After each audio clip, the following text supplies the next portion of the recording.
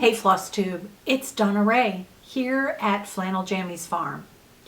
I've been away for a bit, but here I am. And now I invite you to come through the fairy window and spend some time with me. Isn't this wonderful?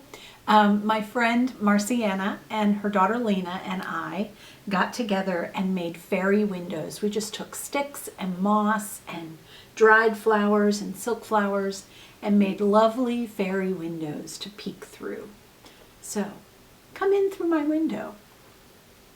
I wanted to say really quickly before we begin that there has been of late a little bit of negativity on FlossTube, and I've addressed it with some of the people, but I also wanted to declare this as a FlossTube safe place. This is a place for hugs and smiles and sharing the love of needlecraft, and you are safe here. I will not be rude to you or harmful to you or disparaging in any way. This is a FlossTube safe place. Let's be kind to each other and share the love of our craft. Okay. So much has been going on since I saw you last. I did have lots of time to watch FlossTube, not so much time for stitching, but we'll get to that. I did want to thank so many of you that gave me charming mentions on your channel. Some of you were Deb and Kef at Snug Harbor Crafts, Jen at Quirks and Stitches. My goodness, you and your mom have been doing so much wonderful framing. Come through my fairy window and help me. Back to charming mentions. Also, I was given a mention by McKenna at Kenna's Cross Stitch, LaDonna at Sampling of Memories, and we'll chat about her in a minute. Rebecca at Stitching Becca. Oh, love your channel, so sweet. Oh my goodness, yes, it's so much fun to watch you. So many others. I know Carolyn at Stash Sisters was another one, and we are going to talk more about her. So many others that may have shouted me out or given me a mention, and I may not have seen your video yet. So don't be discouraged if I don't thank you. I'm thanking you blanketly right now. All right. I have a few people that I've been watching and wanted to give charming mentions to. The very first one is a new favorite. Her name is Lindsay, and her channel name is Thread Maniac. You can also find her on Instagram and her blog as Thread Maniac. She's been stitching a long time. She has lots of really fun stitches. But here's the deal. Not just any finish will do for Lindsay. Lindsay stitched a piece on black cloth. I don't know if it was, I think it was Ada, I'm not sure. But it's on black. And she left a lot of fabric blank on either side of the design and framed it that way under glass. Now, then she takes like Expo neon markers, dry erase, writes notes on the glass over the blank black areas, and she's created her own black whiteboard. It's amazing. It's amazing. It's the coolest thing I've ever seen. Such a great idea. You'll have to check it out in her video. I thought it was awesome. She's also stitched stripes onto fabric and then turned the fabric into flowers and applied them to a headband. She's stitched onto fabric and applied them to the fabric to shoes. Southern Stitcher, Glenn, cross stitch shoes. Oh my goodness. She also has a maze that she's cross stitched. She designed it too. Her Etsy shop is Thread Maniac. Has designed this maze that when framed under glass, you can take dry erase markers and solve the maze. Unbelievable. Okay, let's talk about Carolyn at Stash Sisters. Another new favorite. Carolyn is in Arizona, and she's a long-time stitcher, stitches beautiful things. Works a couple of days a week at the attic. In fact, if you watch her first floss tube, you'll hear the story of, I think it's in the first one, hear the story of how her third son was almost born in the attic. That's a dedicated cross stitcher right there. She is a girl after my own heart. She loves to stitch with silks. She doesn't like to stitch with 2 threads. And she confirms the fact that we can never have enough stash. The next one is Lisa at Bluegrass Stitcher. She is in Kentucky and a long time kind of on and off stitcher. She's kind of come and gone out of cross stitching, as many of us have over the years.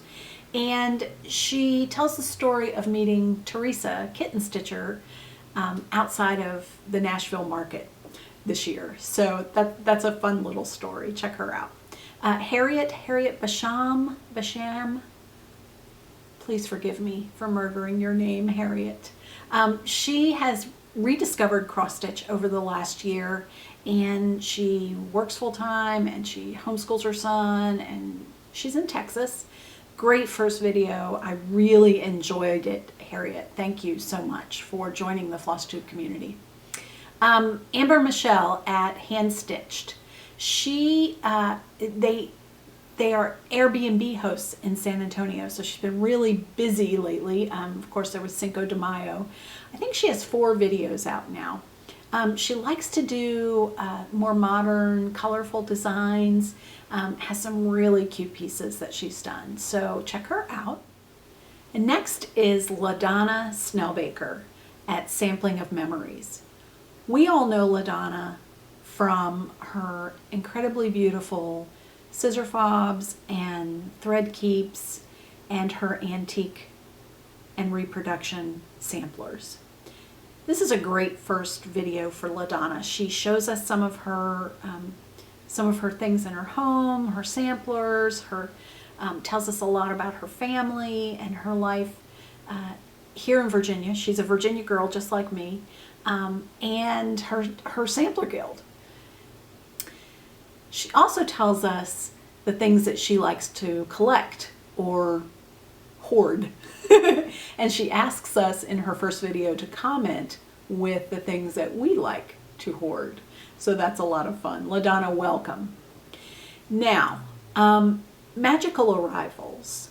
I wanted to tell you from the start that I don't share magical arrivals to show off or to say, ooh, look what people have sent me. I must be special.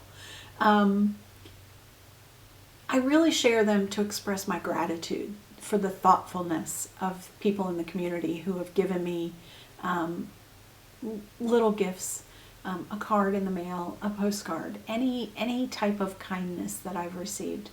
I also share them so that you and I can glean new ideas about how to share kindnesses with our friends in our communities and on FlossTube. So here we go. I did a retreat recap where I showed you lots of things that went on at the retreat and lots of things that we received from the ladies at Dying to Stitch and from Tanya.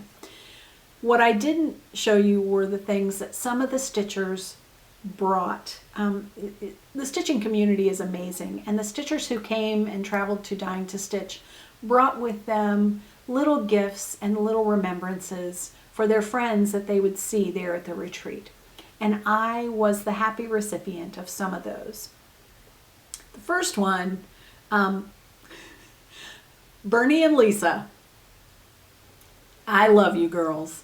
Bernie and Lisa are from Pennsylvania, and so they brought me a Pennsylvania mug, which I'm drinking out of today. I need lots of water right now. I'm very dry, so it's filled with water. Who knows what it might be filled with after I'm done. So thank you, girls.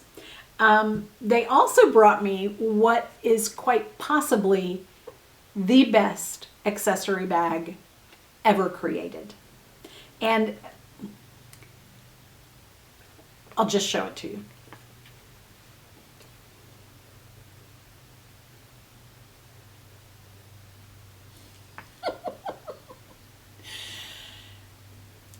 It's wonderful. It's wonderful, girls. So I've got tape over a couple of the words just in case they might offend someone. I'll leave it to your imagination to figure out what it says. Great bag, Bernie and Lisa. I got from my friend Rita, who is darling. I love you, Rita. She gave me this lovely little card. And she had been shopping and she found this beautiful necklace that she gave to me. And it says Faith on the front. And on the back, kind of simulating an eye chart, is John 3:16, for God so loved the world, he gave his only begotten son. And it's beautiful. It has all of these lovely charms coming off the bottom of it. It's a beautiful, beautiful piece. And I can't thank you enough, Rita. It really is just perfect for me. Thank you. I also received from Susan. Susan is Susan414 on Instagram. Follow her. You have to. Susan stitches almost everything over one. Tiny, perfect stitches. And her pieces are done in a flash. She's amazing. Every time she stitches something, I just am in awe. Such a talent. But Susan brought me this incredible key fob. And it's leather. And I'll read you the quote on it. All my scattering moments are taken up with my needle. Is that amazing? That's a quote by Ellen Birdseye Wheaton. Perfect for needle workers. Susan, thank you. While I was at the retreat, you all remember that a while back I started Good Flora Stitchwort's Dame Crotal and the Bees. And about the same time, Glenn at Southern Stitcher started it as well. She's much faster than I am. Slothful stitcher. Big time. So Glenn came to the retreat and she said, oh, I've brought my Dame Crotal. And I said, oh, I'm excited to see it. And she said, no, it's for you. It's for me? And she said, yes, I even put your little initials on it, and it's for you. And so she goes out to the car and she brings back this incredibly beautiful Dame Crotal and the Bees, finished on this lovely kind of lilac, I'm sure there's glare coming through there, on this lovely lilac Ada. And just under this lady, it says DRBEE. I love this. It's amazing, Glenn. Thank you so much. I can't believe that you're so kind that you gave me this stitch. Thank you. It's just fabulous.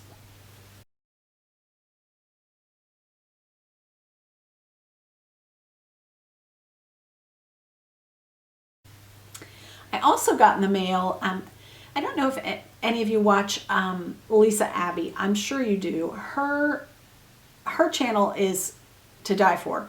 She does incredibly beautiful quilts. She does pieced things and other crafts, as well as stitching. She's just so charming. And so she had contacted me and said, I have a little something. I want to send you a card. I said, okay. And she did. She sent me this beautiful, beautiful handmade card. It's gorgeous with a beautiful note inside. But she also sent me, this is pretty amazing, a pack of cards for me. The outside is embossed, so the designs are raised, and it says, you are special to me. And so if we open it up, which I'm going to do right now, bear with, as Jay says at Mortuary Stitches. I love that. Jay, when you say bear with, I just love that. That's so much better than hang on a minute. So if you open it up, inside there are these beautiful cards for different occasions, just for you, and this one is happy birthday, and This one says just a note. Just beautiful cards that she has sent along, and they all go inside this little pocket, and you can tie it up, and you've got your little stationery set ready to go to send a kindness to a friend. I love this, Lisa. You don't know how much this meant to me when I received this. I really thank you. I also got from Chantel Bess. If you remember, I ordered some needle minders from her that were superheroes, and she thanked me for doing that. And she sent me this lovely cross needle minder. It's gorgeous. Chantel, thank you. It's perfect. Thank you so much. I got a postcard. Stitchy Witch 42, Audrey, recently went on an anniversary trip to the coast. And she found a postcard, The Legend of the Sand Dollar. And she said, I have to send this to you. I saw it and it just made me think of you. And thank you so much. It brightened my day to see this in my mailbox from you. I also received a lovely card from Laura Duet, who's Maud and Mozart on Instagram. She had come over to Flannel Jammies farm to see the bees with a few friends during the retreat. And she sent me this lovely thank you card. Isn't it beautiful? I just think this is great. I may put that in a little frame. Thank you, Laura. And I received a sweet card from my friend Donna Wynn, who is Yogi Knit Girl on Instagram. You know that she's my friend who taught us some Zentangle. And she sends little things to cheer me sometimes. It says, if we must hang on to something tightly, let it be our joy. And that is the perfect sentiment. Thank you, Donna. I was contacted by Betty, Betty Ulan. Betty, forgive me if I'm murdering your name. And she said, you know, I have some things that I'd like to pass the stash, and may I? And I said, of course. And so we worked something out, and she sent me this lovely bee card. Aren't they sweet? Oh my goodness. And so generously, she sent me charts. So these first two are from the Little Stitcher. The first one is the Sacred Bee. Isn't that beautiful? Oh my goodness, even the little pin cushion is lovely. It's just amazing. The next one is the bee portraits. The bees portraits. And so they're little portraits of what look like little queen bees. Aren't they lovely? They're sweet as can be. I am looking forward to this stitch. I think it's going to be a lot of fun. She also sent me turquoise graphics and designs. Bumblebee. Isn't he a cutie? My goodness. I love that. And this one is incredibly beautiful. This is the Honey Apple Meadow Beehive Notebook.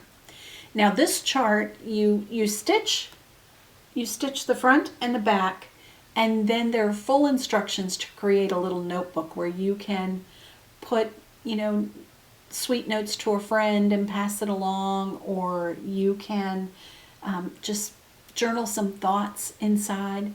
This is perfect.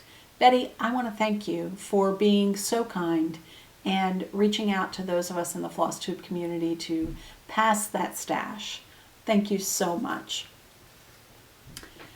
The last magical arrival could not have come at a better time. And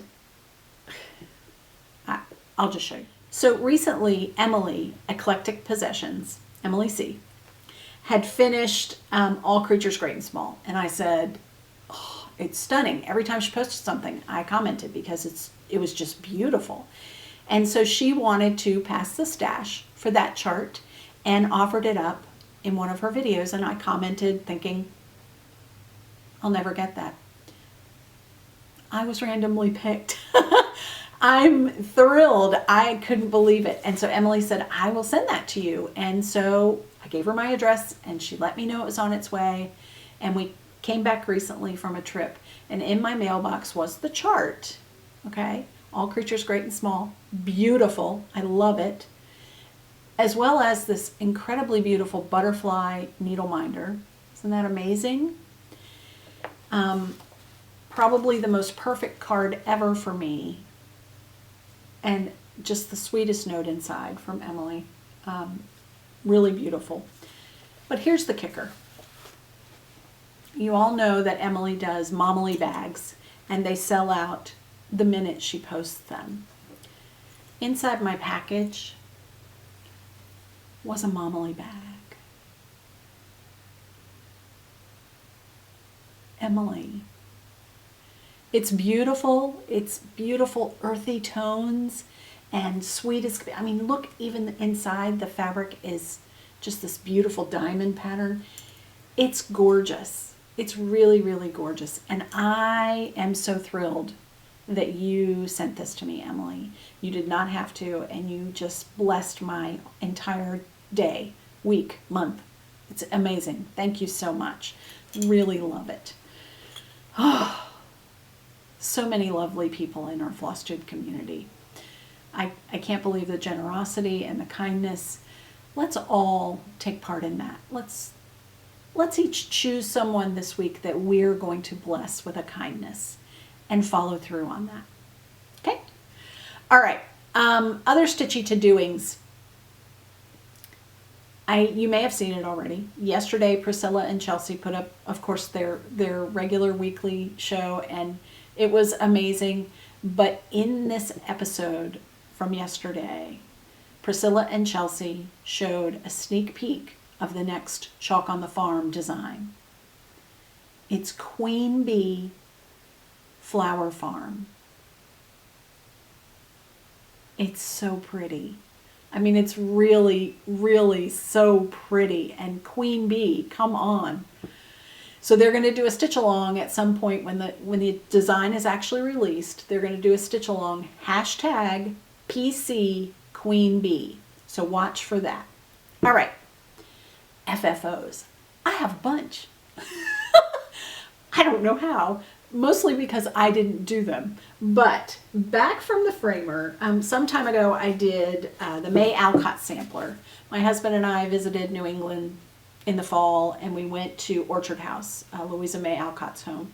And you could buy the kit for the May Alcott sampler. And I did this sampler as a stitch along with my friend Lynette of Homesteading on the Home Front, who, by the way, just put up her last video to be uploaded on Guam. She is on her way back to the States, and I couldn't be happier for you and your family, Lynette.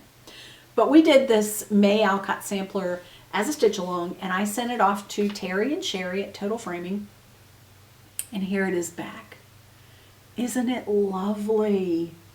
I love the frame. I love the spacing. These girls do such a great job framing pieces. And there it is. Can't wait to hang it. Next, Pineberry Lane, the first Quaint Country Ladies Club kit from Dying to Stitch, was wool and flax. And I've showed that on some of my previous videos. And I sent it off to our finisher, Joy. Here's the chart. And had her finish it. And so she sent it back perfectly finished into the bag as the instructions said, and she included these lovely little florals sticking out of the top. I think it's the sweetest thing. Just lovely. Beautiful. She's finally finished if you look for her on Instagram or Facebook. Next I have, I finally found, I've been searching for the best frame ever in the thrift stores for Obstinate Headstrong Girl. This is a chart that I did for the Jane Austen Reading and Stitch Along group on Facebook. And we were reading Pride and Prejudice, and this is a quote from there. And I had it stitched and was just scouring the thrift stores for just the right frame. And I found it. Brought it home. It had a little painting in it. I brought it home. I took the painting out. You can still see on the back some of the paper that was on there. They had it marked at $3.98. I got to the register and it was half that. So this was a good bargain. And I think it's perfect for this stitch.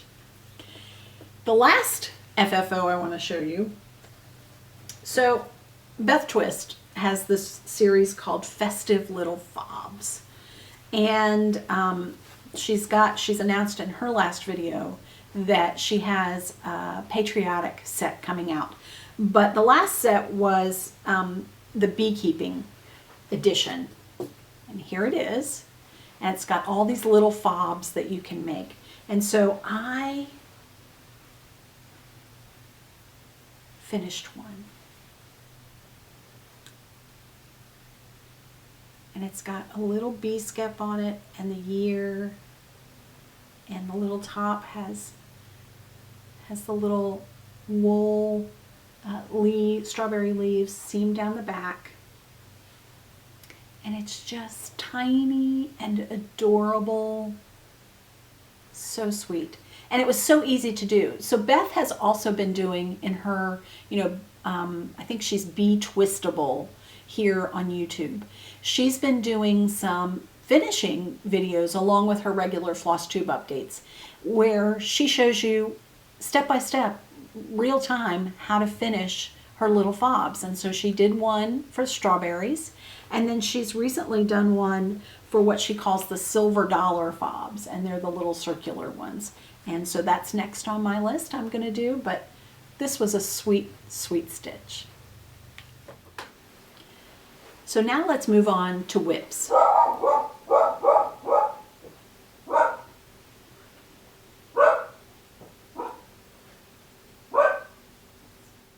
I have more than I can drag out in a video, but we're just going to go over a couple that are most current.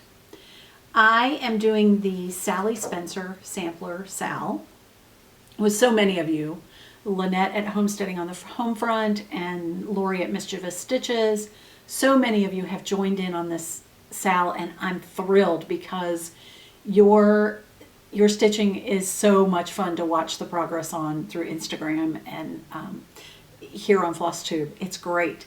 I remember I changed all the colors to silks, and I'm stitching it on a 36 count Sea Fog from R&R Reproductions, which is kind of a green. It's really nice. So here's my progress thus far on the Sally Spencer sampler.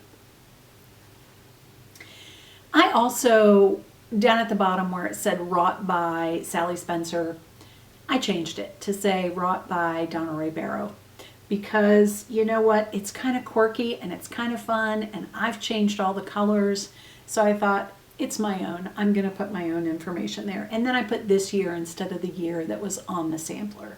So here's where I am, hoping to give it lots of love this week, and along with lots of love to Plum Street Samplers Friends of the Heart. I'm working on that again with Ann and Pat and Donna Wynn, and Andy of Nana's Needles has joined us. That one needs a lot of love. I've put some stitches into it this week and want to put a lot more in the coming week. I'm in last place on that one, kind of holding everybody up. So I've got to stitch on that Friends of the Heart. Sally Spencer I started on May 1st, which counted as my first Stitch Mania start.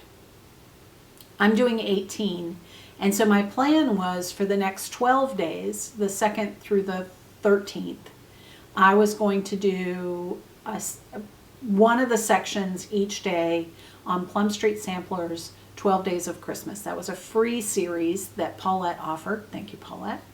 And I'm a little behind. I had some traveling to do, so I'm a little behind. And what I did was each day I was hoping to get one of the borders done, so that by the end of it I'd have 12 borders, and then all I had to do was stitch the designs inside, right? I'm a little behind, but I have some done, and you'll see, here it is. We've got almost 4 done, so I'll get there. I'll get there. And it's a lot of fun to stitch. It's quick and easy. Again, I'm doing this one in Gloriana silks. I'm using my favorite Gloriana poinsettia and a couple of greens that I really, really like. So that's going to be a really pretty stitch when it's done. And I like doing them all in one piece rather than like individual pillows or ornaments. I think it's going to be great all in one piece. So next, when I'm done with these one piece a day on the 12 days of Christmas, which I'm going to continue to do. I'm just going to pretend that it's like the 5th of May and just keep going.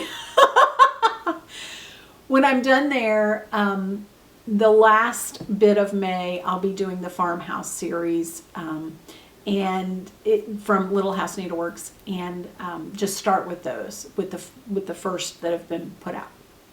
And I think that'll take me through the end of May, and I can check off my first Stitch Mania ever. A little bit slothful, but I'm getting there too. Another sale coming up, and that's going to start June 23rd. It's with Lynette, Homesteading on the Homefront, and Andy of Nana's Needles. And they are actually going to start together in person June 23rd when they meet up in New England. I unfortunately can't go. I've asked them to FaceTime me in so that I can be there too with my 2 friends. So we'll see. But it's going to be Brenda Gervais' Quaker Handiwork. And so there it is. Finally got the actual chart, not just a weird photo to show you. This is going to be fun. I picked out some silks that I'm going to do it in. Can't wait. That's going to be a great one. All right. Let's do a little combination life update / shopping bags. I have been traveling. 2 weeks ago, my husband and I went to Washington, D.C. We had to attend the funeral and burial of his aunt who had died. And she was being buried at Arlington National Cemetery with her husband. And they in the cemetery are quite nearby my husband's parents, and other people that we know there at Arlington. And so it was a huge family event. We packed up on Tuesday and drove to Northern Virginia. And I met up with Sherry Berkman of Total Framing, and she was a doll. She met me at In Stitches in Alexandria, and we had the best time. We looked around, we touched all the fibers, we talked about the different designs. She showed me a couple of models that she has there in the shop. Sherry, by the way, is an amazing stitcher. Oh, so amazing. So we had a great time. While I was there, I bought, because, you know, you can't go in the store and not come out with something. You have to have something. So I bought, because, you know, that's who I am. I bought all these silks. I think they're lovely, right? Oh, I just want to touch them all the time.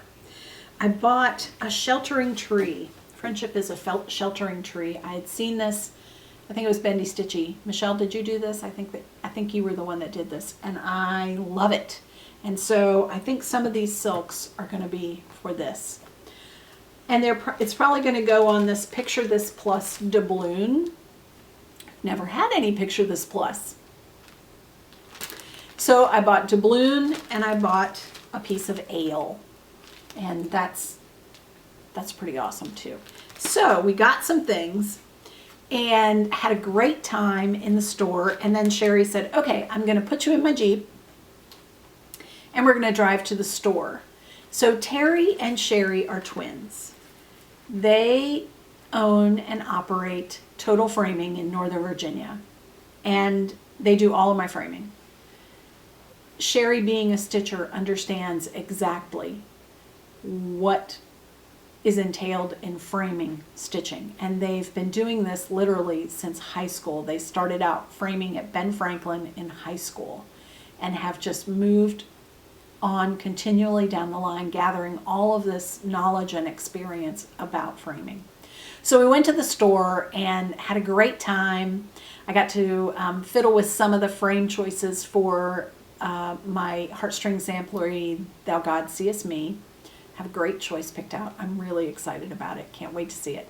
So Sherry had to take off, and she left me in the good hands of Terry, who then we just chatted for a long time and stopped to get a Diet Coke, and then she took me back to the hotel to meet up with my husband and my dog Scarlett. That was a lot of fun. That night, Tom's whole family, we all met at Dogfish Head Ale House, had a great dinner, lots of good visiting and laughter, lots of good memories. And so then we went back to the hotel, went to sleep. Wednesday was the funeral service and burial of my husband's aunt there at Arlington, and it was quite memorable and really a nice visit with family and visiting with where his parents were laid to rest. So that was a great visit. My husband's aunt was a painter, an amazing painter, and so her son had brought many of her paintings to the service and asked family members to choose one. And my husband had chosen one that was just very sweet, and his cousin said, oh, that's actually one of two. So there are two paintings. So before we left town, my husband said, let's just take these straight to Sherry and Terry, because the frames that they were in were splitting and cracking and not in good condition at all. So I texted Terry and Sherry, and Terry said, oh, we're at the warehouse today, just come by.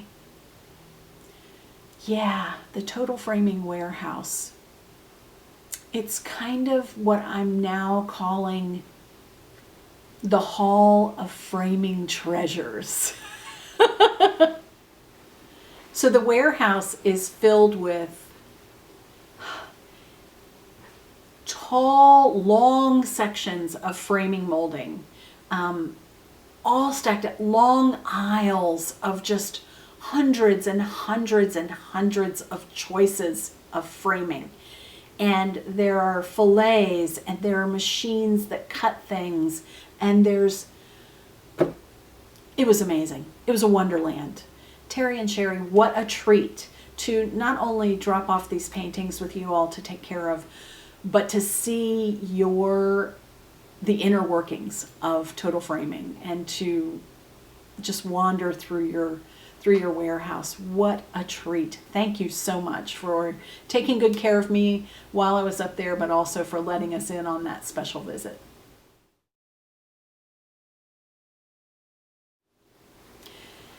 So before we left Northern Virginia, Sherry called her friend Kick-It. His name is Don, but they call him Kick-It. She called her friend Kick-It, who happens to be a musician at Mount Vernon. And Tom and I had said we'd really like to visit Mount Vernon. Mount Vernon is George Washington's home in Northern Virginia. It's an incredibly beautiful estate, wonderful destination for sightseeing, tourism, history buffs, families, beautiful gardens, all those things. And Tom and I had mentioned that we were going to visit Mount Vernon on our way home. And Sherry said, let me call my friend Kick-It. So Kick-It said, oh yeah, tell him to meet me at the gate. So we went to the gate at Mount Vernon, and we kind of texted with Kick-It and said, we're at the gate. I'm going to buy tickets. He goes, no, don't do that. I'll meet you at the gate. I said, oh, okay. So we're standing at the gate, and I hear this piper joyfully playing, just spreading beautiful music and skipping along. And I look down the path, and here comes this costumed interpreter playing his instrument, piping away and coming up the walk to greet us. Probably one of the most amazing men I've ever met. He was filled with joy and filled with energy and just a burst of sunshine. Kick-It, you're amazing. So here we are. We met him at the gate to Mount Vernon.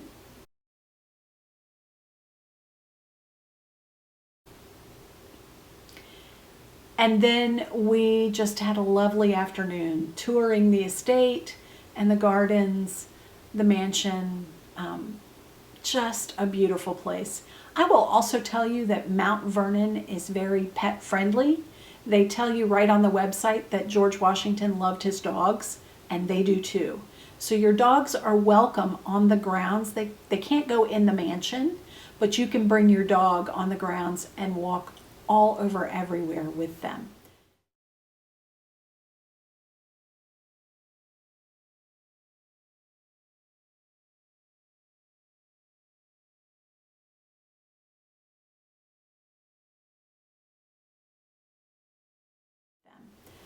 It was awesome. We also enjoyed a delicious Virginia lunch there on the estate. Scarlett was welcome. Scarlett, our dog, was welcome on the patio. And so we had a lovely lunch there on the patio with Scarlett with us.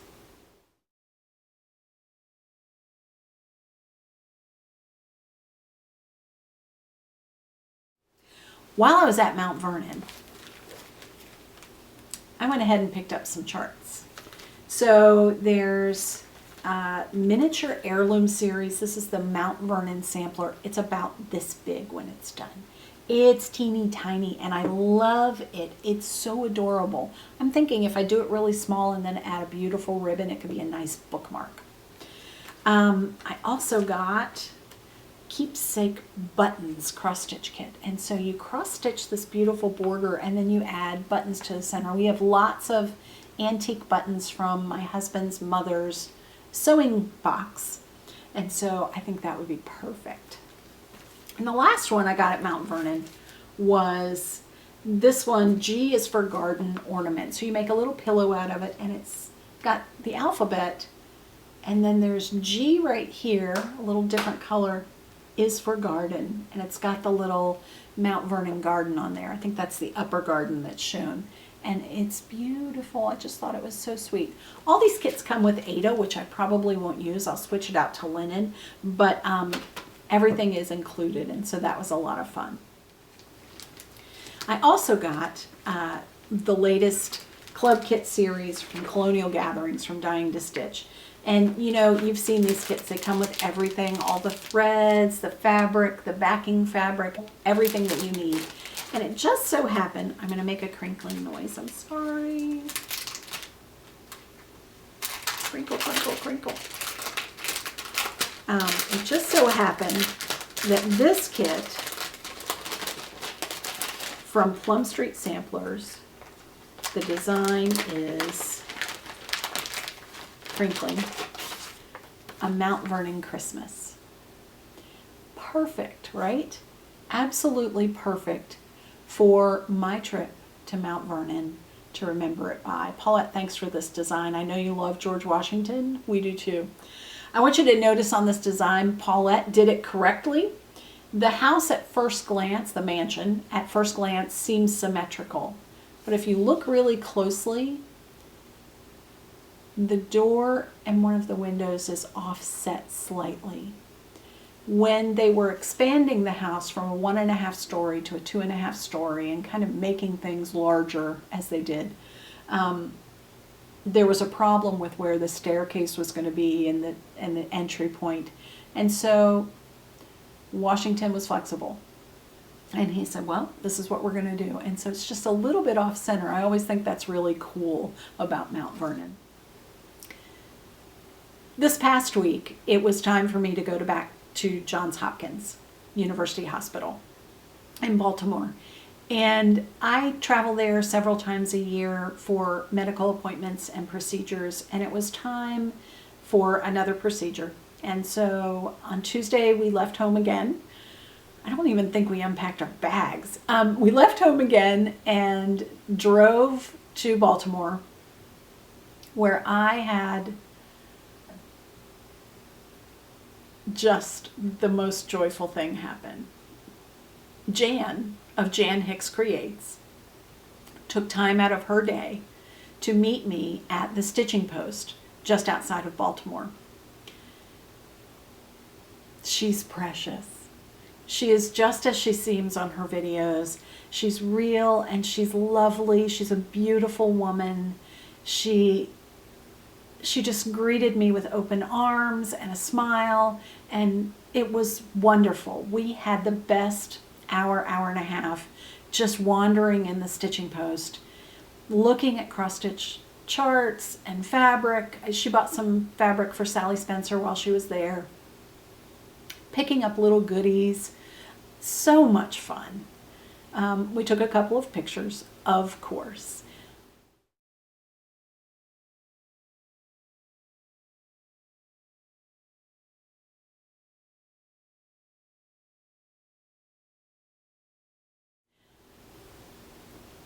Jan, I can't wait to meet you again and to spend even more time with you. I think that I have made a friend for life, and I'm so thankful for the time that you gave to me. While I was at the stitching post with Jan, I did pick up a chart that I hadn't really seen before.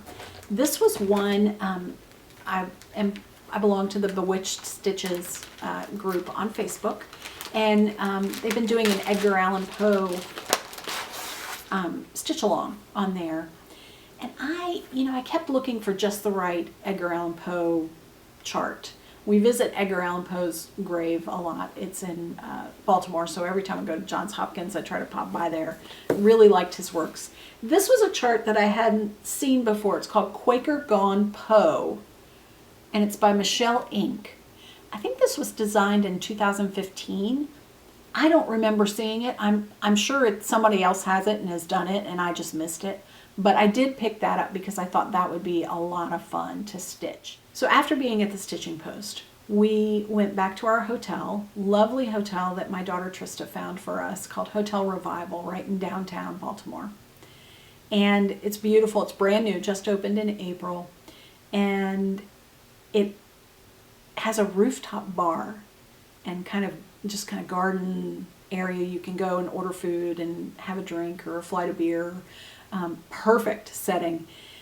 And when you go, there's just a wall of windows and you look out over Baltimore. It was a perfect way to unwind and just kind of relax after our journey and to prepare for the next day. The next day was Wednesday. I had my medical procedure at Johns Hopkins. Basically just rested the rest of the day. Thursday we loaded up and started for home. And we came home to blooming peonies and flying honeybees. And speaking of honeybees, let me give you a bee update. Yesterday, my husband was outside painting hive boxes because we knew that our bees were getting a little overpopulated in their hives, and it was probably time to do what we call a split, where we take one hive and split it into two.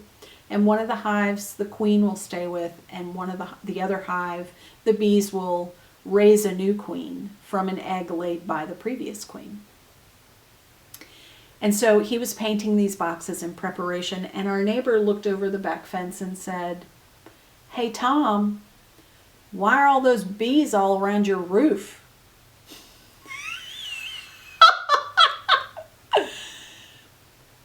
We weren't ready, and the bees decided to swarm.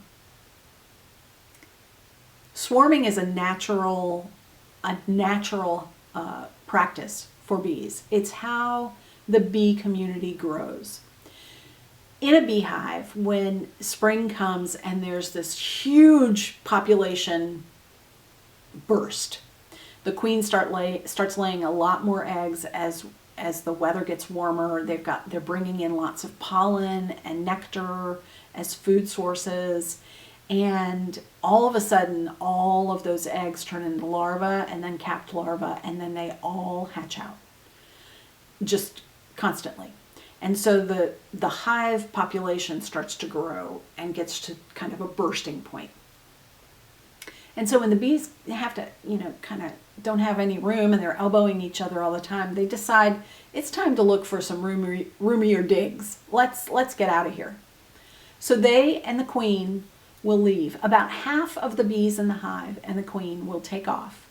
They've sent out scouts to look for, new digs, roomier place to stay. And then they all decide and they go. And what it looks like is the bees that are leaving come out of the hive, and there's this swirling cloud of bees, of honeybees. Bees, when they are swarming, are completely docile. They are not dangerous. And so they are just swirling in the air, and you can watch them, and it's pretty amazing. Our bees decided to go up and over the roof of our home and land in the hackberry tree in the front yard. The thing about swarming, the queen is larger and heavier than the rest of the bees. She's filled with eggs at mating for life. And so she's quite a bit heavier than the rest of them. She can't go very far all in one flight. And so bees will generally stop to rest when they're swarming somewhere. Sometimes it's on a tree, sometimes it's in a bush, sometimes it's on the side of a car. Bee swarms just kind of land and rest. These bees decided that they would rest 30 feet up in our hackberry tree. And so we stood there looking at them saying, there's no way. There's no way. There was no way to do it. They were way up in the tree. But you know what? My husband is my superhero. And he said, we have to try. So we got our suits on and he climbed our tallest ladder up into the tree and then climbed up into the tree even further. The bees had clustered, and that's what they do when they're resting. They cluster into this ball of bees, right?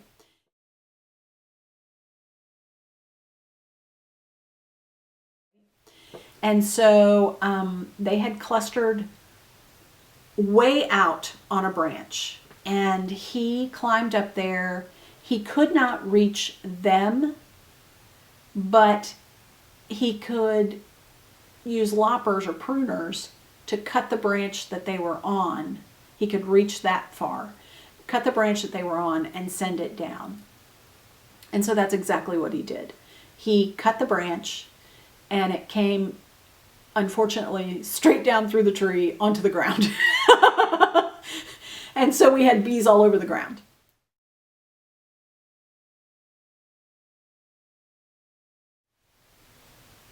They very quickly flew right back up into the tree.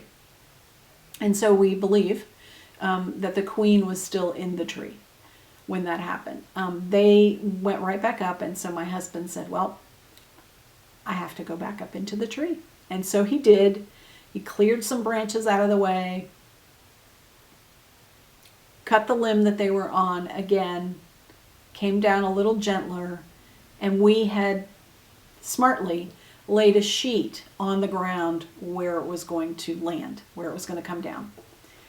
From that point, all of the bees are there and they're gathered. We have some swirling in the air. We have some landing on our gazing ball. We have some, kind of checking out what's blooming. And we're in the front yard, so the neighbors are all watching. And they're thinking, those crazy barrow people are up to it again. And we just let them settle for a little while. My husband had put out a small hive. It's called a nuke box, and it's for nucleus colonies, which means it's kind of a mini colony, kind of a starter hive. And so he had put out a nuke box for that, and with a couple of frames that they would build their comb on out there just on the sheet. And before long, we dumped a bunch of bees from the sheet into the box to kind of encourage them to go there. Now, honeybees will go where the queen is. And so when you're trapping a swarm, if you're able to get the queen in your bucket or in your box, pretty soon all of the bees will just march that way. Some of the bees will stand up on the side of whatever you've got with their tails in the air, fanning their wings, sending out homing signals, their pheromones that they're fanning out, kind of calling the other bees, hey, she's in here, come on this way. And so we saw bees fanning, we saw bees going into the box, and so we just waited and watched, and pretty soon the box was overflowing with bees. There were bees all over it. And so we waited again, very carefully put the lid on, and then we had to run out for a short time, which turned into a long time. I ended up actually in the emergency room for small infection. And so he came back, he checked on the bees, brought them to the backyard, he came back to get me. And we came home and they settled in quite nicely. Today we went into the hives. We think we know which hive they swarmed from. We went through that hive and we did not find a queen. And we think that that's the hive that they came from. So what we've done is we've taken the bees that swarmed from that small nucleus colony. We have added them along with frames filled with nectar and pollen and some baby bees, some brood, eggs and larvae and capped brood, to those swarmed bees in a regular size hive. And that's going to encourage them to stay put. It's going to help them to acclimate a little quicker to their surroundings and give them some food to eat, because they're no longer in their hive where they had food stored. We looked in the hive that we think that they came from. There were queen cells, which means that the bees in there knew that there was going to be a swarming coming, and so they were already building their new queen. They were creating a new queen. And so we think that that hive is going to be okay. We went into another hive and they had queen cells and one was uncapped. And so we believe that perhaps while we were at Johns Hopkins, that hive had swarmed as well, and we just weren't here to see it. And so they've had to kind of build their own queen again too. And what they do is they take an egg from the queen who left. They take one of the eggs that she's laid and they build out a larger compartment, because again, they're raising a bigger bee. And so they build out a larger compartment. It looks kind of like a peanut on the frame. And they start feeding that egg a diet of royal jelly and create this queen from that. There's so many things going on. I didn't have a lot of time to stitch, as I said. We were doing a lot of travel and there was a lot going on with me. So hopefully I'll have more stitching to show you next time. But do remember, at the end of the video, after I've said goodbye, I'll have some close-up shots of some of the things that I've shown you today. And I invite you, as always, my friends, to be the grace and the kindness that you want to see in our world. Bye-bye.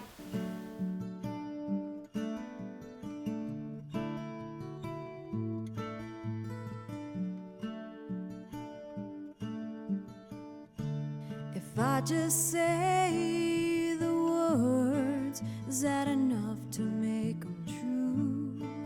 If I just say the words, well, you know that I love you. I try to open up my heart so that you can see the truth. If I just say the words, well, you